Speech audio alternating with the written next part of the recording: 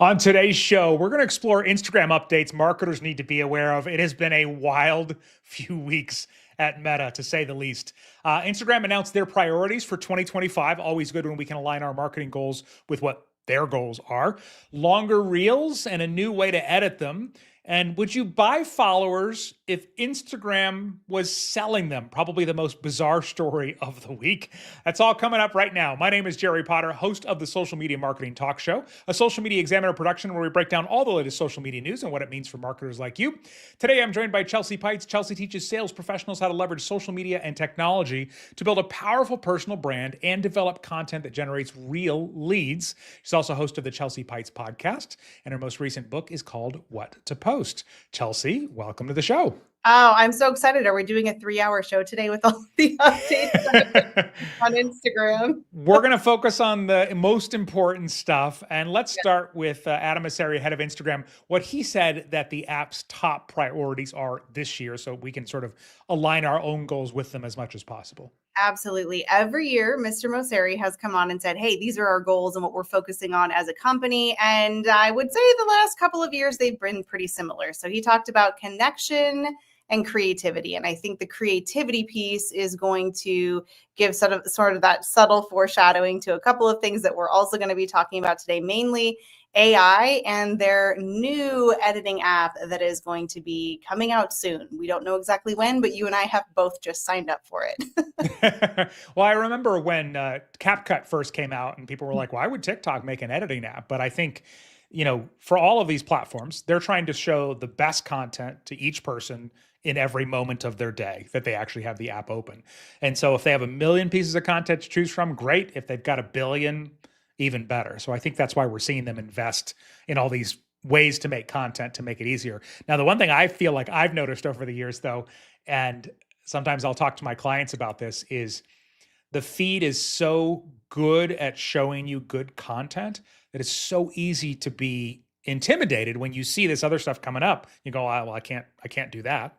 So what do you say to some of your clients when you're, because I'm sure you've seen that where they feel too intimidated because I can't make a video with 18,000 jump cuts and music and all of that? Yeah, I mean, I don't know if you see this too, but I have been seeing this, and it's probably just because I've been hoping for it and manifesting it into fruition. But I see we're returning back to the I'm talking to you on FaceTime or Instagram story like kind of reels, which I love.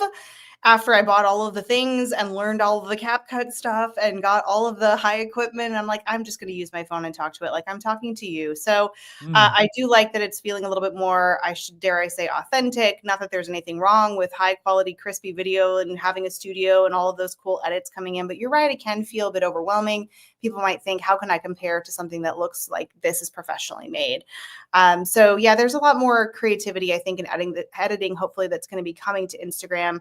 Also on this conversation is he talked about messaging capabilities and also updating some of those things. And something that I just recently saw you and I talked about you don't have yet is the Friends Reels feed, which basically is like you can actually see now, here's a feed of reels that your friends have liked or engaged with. Yeah. And this for a second brought me back. Do you remember back in the old days of Instagram where I can't remember what it was like, friends, it was like friends activity. Like you could see who your friends followed and then they took that away. I think that was kind of a good thing because I was like, well, that's kind of odd, interesting, odd, creepy, convenient. I mean, I could see maybe what all of my friends were engaging with and who they were following and what they were watching. So I don't know if this is a little bit of a nod to that, but they didn't really say how or what in the messaging capabilities are going to be coming out. But the Friends tab is actually here. You don't have it, but I have it. And so when you go to the regular Reels feed, it's going to show up in the right-hand corner. It's 3 little circles usually, and you'll recognize your friends. And then you can click on it and it will bring you into a new feed where you can look at content that your friends have engaged with. Definitely makes me like rethink what I watch sometimes. Exactly. Like, I think part of me, just because I don't think they want us to open the app and be like, oh gosh, I can't watch this because I don't want anyone else to know that I'm Right. into this weird hobby or whatever it might be. So hopefully it's just likes and comments and things like that, not just they watched this 4 times or Yeah, and that kind of I stuff. like it because I do want to see what my friends are seeing. So, if I have a dear friend, like of course, it's showing me what my best friend in the physical world's content that she's engaging with. And it actually has helped me find some really inspirational, motivational creators. I thought, oh, I didn't even know these people existed. And I know that if she likes it, because she's probably going to send it to me anyway, that I will like it too. So I definitely can see the positive, Yeah, some discovery. discovery portion. Mhm. Yeah, that's great. All right, longer reels on Instagram in the US anyway. We'll talk about that here in just a second. It is tricky, and we do our best here on this show to keep you completely up to date with what's working now.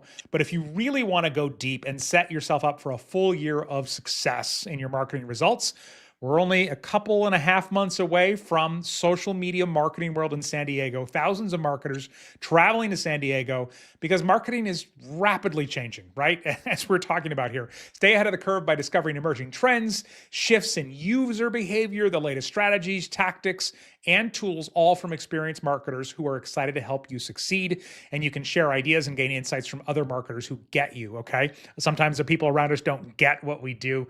Leave with friends, partnerships, collaborations, even new clients.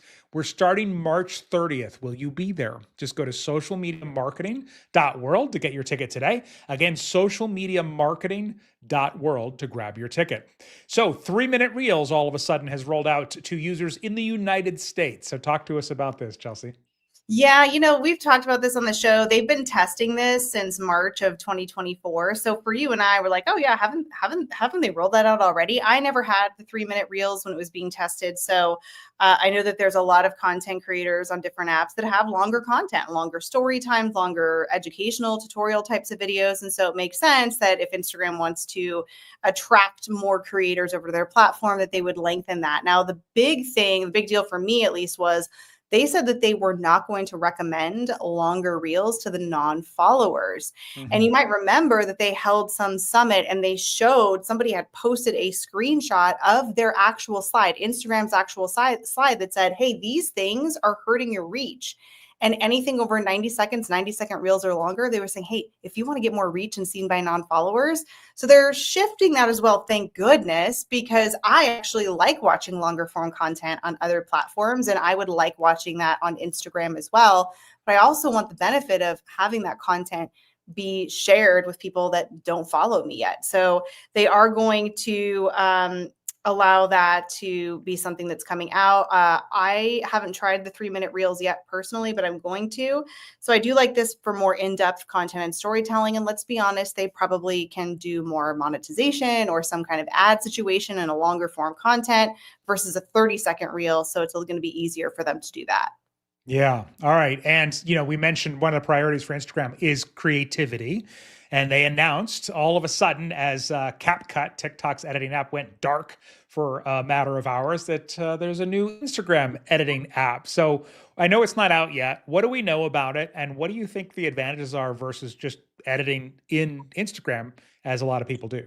Right. So as somebody who edits in Instagram, who also uses CapCut, I feel like I have a good comparison there. For some things, I like to use CapCut. And usually if I'm doing something that's a little bit more in depth with some kind of creative edit, there are still some limitations. You can't really easily zoom in. And there's a lot of, templates that are over on CapCut.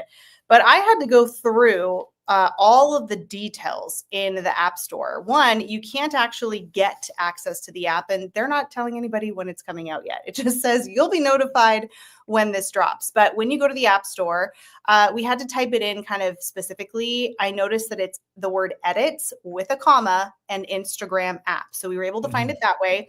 And then you'll see the little get icon. Well, I'm on iPhone. If you have a Droid, it probably looks a little bit different in the Google Play Store. But nonetheless, you can go there. You can actually click the button as if you were going to download, and you'll get a message that says, we'll let you know as soon as this is available. You can actually see a couple of screenshots of what you're going to be able to do in there. But I did a little digging in the details, and I thought this was interesting. It says that it's going to give you the opportunity to capture high quality clips up to 10 minutes long. Interesting, because right now we only have 3-minute reels. So I was like, wait, is Well, this another subtle foreshadow? I mean, yes, of course, yeah, but video. when you record a 3-minute video, sometimes there's 30 minutes of footage ahead of time, right? True, true. But I just thought that I'm like interesting. I'm like, so the next thing is probably 10-minute reels too, which not is not going to be surprising. It says easily share in 1080p. So clearly that's a little hint to people that are wondering what kind of quality they're looking for. And I wrote this in all caps, generate captions automatically. Finally, it's 2025. Where can we get the button that just puts it on automatically? They are going to have a live insights dashboard. And this is interesting. It says they're also going to show skip rate. So meaning people decide to skip through or skip over your reel. So I thought, oh, interesting. So yeah, I'm intrigued to see what happens with this. This is all going to be in the editing app, not in Instagram. In the editing app. And I kind of, in my mind, I'm thinking, is this kind of like IGTV? Remember it was like a separate app, but it connected to Instagram and you like logged in with Instagram. I understand that that's what's going to happen based on my reading of the description. It sounds like it's a separate app, but you log in probably with Instagram and somehow ask if you wanted to connect. And then I think you can just post it probably directly from that. So that would be nice too.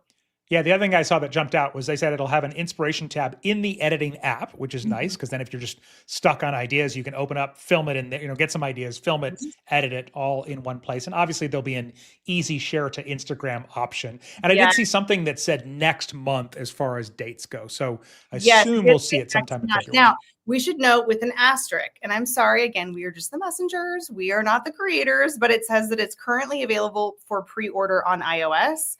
And then it says with an Android version in development. No details on when that's going to be coming out. I'm sorry.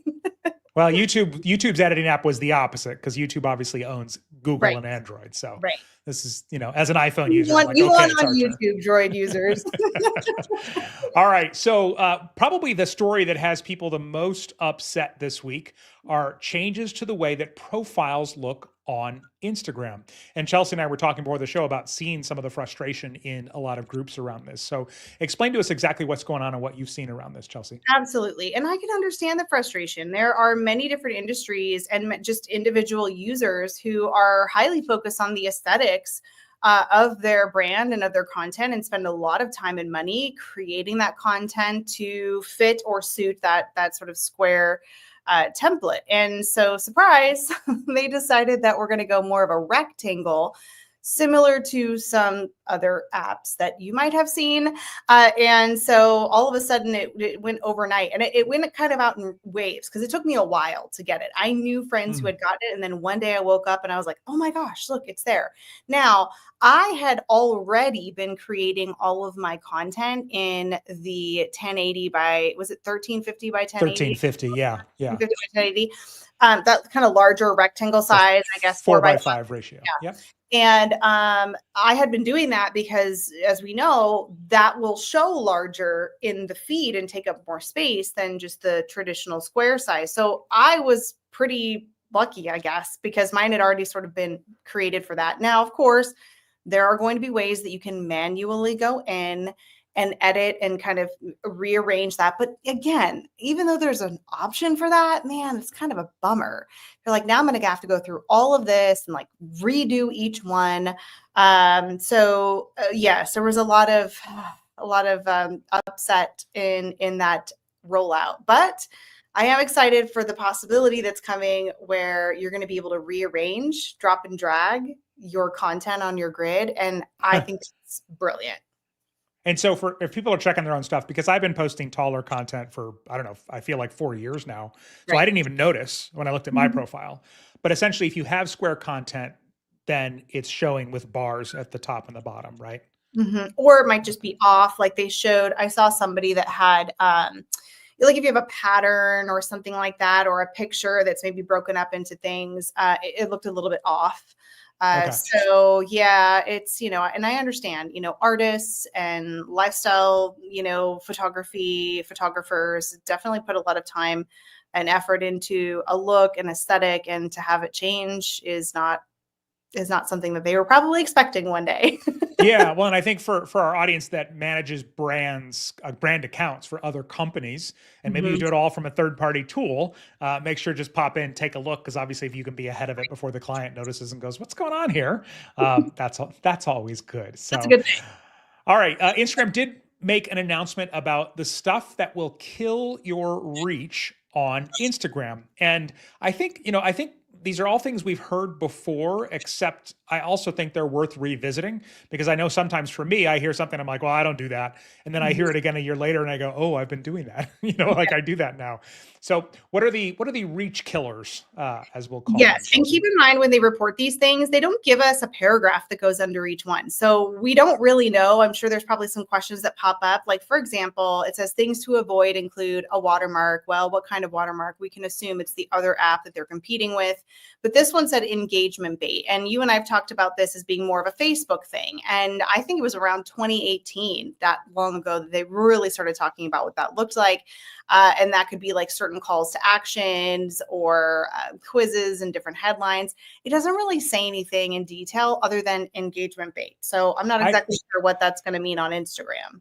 I did read a little bit more on that one because I was curious because I've been like teaching the engagement bait thing on Facebook for years, and it's essentially the same as Facebook in the sense that they don't want you to use things like you don't say like this video if you're a Leo and leave a comment if you're a Pisces, or like that's kind of the stuff Oh, I that they talk forgot about on about Facebook a that. lot. You're right. You're right. You're right. Yeah. That was a But they thing. also specifically said it's okay to say, share this with a friend who needs to hear Yes. this today.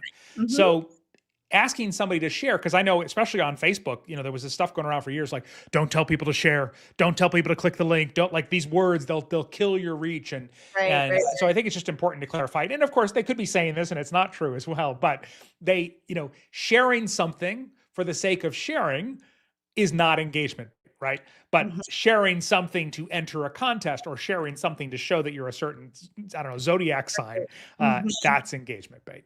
Yeah, so we'll see what happens with that. But again, they talked about reels over 90 seconds. So they're probably just, there's lots of changes coming out. So they maybe have not kind of figured out exactly who that is. But from what we can understand, it does sound like the longer form content is not going to hurt your reach.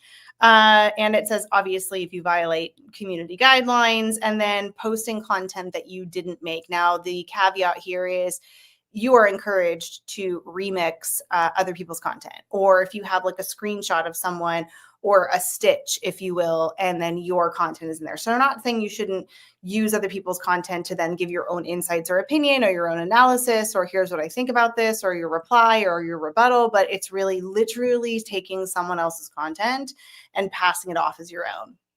Well, and the other part of that, they said, the way they worded it, they said only the first version of something that's uploaded will be promoted. So if you downloaded somebody else's thing and then upload it, they're not going to promote it. Right. But we've had this debate the last couple of years, like, should we repost our high performing stuff? Mm-hmm. And I'll tell you, over on TikTok, I use an app where it'll recycle content sometimes, and I don't usually do that, but I accidentally forgot to like have it turned off, and I had the same TikTok video go up 4 times in like two Remember that. weeks.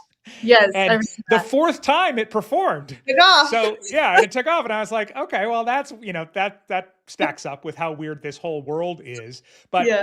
I wondered if that is them also coming out and saying, hey, if you put your same thing up again, we're not going to promote it again. I don't feel like that's the case if enough Yeah, time I has wouldn't feel passed. like that's the case either. I really do think that it's perfectly fine for you to repackage, recycle, or literally repost your own content. Hopefully, if it's smart enough to know some of these other things, hopefully it's smart enough to know that it was actually your original content. But that does get in the back of my mind. And sometimes when I have like my caption bank that I've made over the last number of years, I'm still hesitant to just copy and paste the exact caption that I created myself Mhm. several years ago. I'm like, well, maybe we'll just change it a little bit because of this reason. So who knows? Yeah. So it's obviously always been a bad idea to buy followers on Instagram, but what if Instagram was the one selling them? We'll talk about this story here in just a second. But speaking of paying and paid content, it's being reported that Instagram is projected to generate half of Meta Platform's US advertising revenue in the near future. Facebook has obviously always been the big dog there. So what do you make of that? I guess as an Instagram specialist, this doesn't surprise you. It doesn't surprise me, but again, do I spend the majority of my time on Instagram? Of course. Do I buy things on Instagram? Yes. Do they make it easy and enticing to buy things? Yes, they do. But it says that it generated 32.4 billion globally, so not just US, but globally. And that was in 2021, representing 27% of their total sales. And that went increasing to 30%. So they are forecasting that it's going to exceed that. So there's a lot of money. People are doing a lot of ads on the Meta platforms. No surprise there. And I wouldn't be surprised if we continue to see that rise over the number of years with the users increasing. All right. So we talked about the most anger-inducing story earlier, but the oddest story I think that we have today is paid engagement packages from Instagram. Now, some of this is like screenshot based. This isn't an official announcement from them, but it would certainly change the way that we look at everything. So first, what did you see in the story, Chelsea? Right. So when you go to the story, you are able to see that it was, I believe, a survey. So certain users were receiving a survey. So I don't even know if we could call it a test, but it's a survey. And I've actually received surveys where it pops up and you can participate. But this survey was something along the lines of showing people a screenshot, like a chart, if you will. And this chart would have like two columns, and it would basically say, for $150, that may get you 600 new followers, 300 comments, and it would go through all like link clicks, everything. And they would give you two scenarios on one chart. And I believe they had 3 total charts. So they were kind of showing people, hey, here's a menu of stuff. If this is how much the price point was and what you got, would you be interested? So I think at this point, they're just gauging interest. And it did say that it might be related to the paid Meta verified packages, which we've talked about before, how they are now creating larger, more enterprise packages. So again, we don't know if this is coming out at all. It did make me go, this is interesting. So I don't know what your thoughts were, but definitely. Well, yeah, the first thought is, hey, this thing we told you not to do? Well, we might offer it now, like that was my first thought. But here's what I think might be happening here is I wonder if this is a play for more revenue, not just because here's something else we're selling, not here's another offer, but right now, most of the revenue at Meta comes from, as like we just talked about, from businesses buying ads. Some people in the creator space buy ads, but to me, I almost saw it as a built-in ROI to get creators to start buying ads. So in other words, it's like one of the things they said was $150 for 2,000 DMs, and I was like, oh my god, that sounds like a nightmare. I'm like, whoa, that's a lot. Yes. Pay me if I'm going to get 2,000 DMs, but $150 for 600 followers. And I thought if it was sort of instead of impressions, right? They would basically keep showing your content until you got that for that certain amount, but it might be a doorway in for people who don't traditionally advertise to start advertising or promoting. Yeah. And I just wonder, like, where are they finding it? Like, I want to know how they're doing it, because, you just mentioned, do they just keep showing it to like actual people who are they are finding out on your target? I don't know. This will be interesting. Yeah. Well, some more AI stuff coming to Instagram we'll talk about here in just a second. But real quick, I wanted to mention something that's been on Facebook that's been really helpful for some brands and marketers that's now coming to Instagram. And that is where if you get a removal strike, you can get it removed from your account restrictions by taking a quick course. And when we talked about this for Facebook, we talked about how if you get a traffic ticket and you've got a traffic school, at least here in the US, then you can get it removed from your record. So same type of thing, but they said it's been really, really successful because basically rather than people getting, violating the policy over and over again, they take this quick course, a quiz, I presume, and then they can get that removed. So that is now coming to Instagram. All right, let's talk AI. So we talked about the AI, the Edits app that's supposed to be coming out next month, but now they're talking about Instagram AI-powered video editing. So what does this look like from what we know so far? So this actually was really a bit surprising to me because it was so cool looking. And somewhere on Adam Mosseri's grid, you'll be able to see where they turned him into this like felt like puppet. And it was actually really cool. And they had, the little the baby hippo that was trending that everybody was in love with, like, and it looked really good. I was like, wow, this almost looks like Avatar or something Yeah. really, really high quality. And he was in it, and it wasn't showing any, like, when you're on the green screen, which obviously isn't the same as AI, but it just kind of looks a little bit off. But Yeah. none of that was, at least on his example, happening. So they are planning on launching a feature this year that has these really comprehensive sort of video modifications, from changing your background to changing what you're wearing or turning you into a cartoon character or something like that, with just a couple of prompts, text prompts that you're giving it, like, show me on Mount Everest or something like that. And then they showed these, like, super dramatic changes on while Adam was talking. So that could be interesting. Yeah, definitely a creative way to make content. Yeah, well, it's so interesting just where, like it used to be pics or didn't happen, and then it's a video or it didn't happen. And I feel like now we're just heading into it didn't happen. Like nobody's going to believe anything anymore, because the same thing on the Facebook side, this video gen they're doing is amazing, where, we've only seen demos, but you give it a picture of you and you're like, make me an astronaut, make me a scientist in a lab. And it's video and it looks incredible. Not just like some of the initial parodies of still photos initially, where it was kind of cartoony. So, and then Meta AI is now coming to Instagram, where you'll be able to use voice commands to talk to Meta. What are we seeing here? I haven't really played around too much with Meta AI, but it's, in my mind anyway, it was at a more advanced sort of way of thinking of a GPT. Like that's how I was using it, asking some questions and prompting it. But it says that the features are going to include helping people find the right words in conversations by providing advice and suggestions when tagged in private or group chats, photo editing capabilities to modify images, adding, removing, changing elements, personalized themes, and an image generation feature. And I have this called Imagine Me As. That allows users to see themselves. I think mine, I don't remember if you saw this when I posted it, but I took a screenshot of it. And I think it was like, imagine me as, and then it like filled in like a little fill in the blank and it would change it. And mine said, imagine me as a cheeseburger. And I just thought that was so funny. And I was like, oh, okay, well, interesting. So I don't usually dive into the AI stuff because I'm just using it to, create stories and video with just me. But I can imagine that there's some really, really creative creators out there who are going to be excited about the AI. Yeah, without question. And another feature that is coming is scheduled DMs, or at least they're testing scheduled DMs. Is this something you could see yourself using? Yeah, I thought about it, and I was thinking, like, this week, I wanted to reach out to some people that were on a waiting list. And I thought, oh, you know what? That actually could be helpful. Certainly would be helpful if you could upload more than one person at a time or do it manually. Kind of, I'm thinking like, how you can put the shortened phrases. And so it saves you time when you've got your saved replies.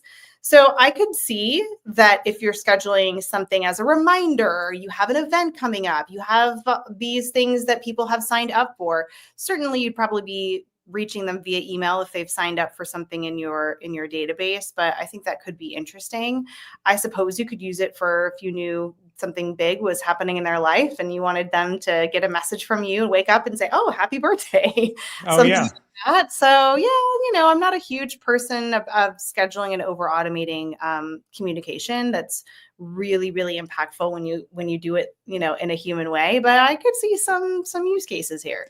In sales and marketing, I could totally see it where you'd schedule out your follow-up messages, or you send a piece like one way I would probably use it is, if somebody, whether you use ManyChat or a bot where it automatically DMs them a piece of content, or they ask for it and you manually send it to them. Right. I could see using it the next day or the day after saying, hey, did you get a chance to check that out? What did you think? To kind of bump it up in their life again.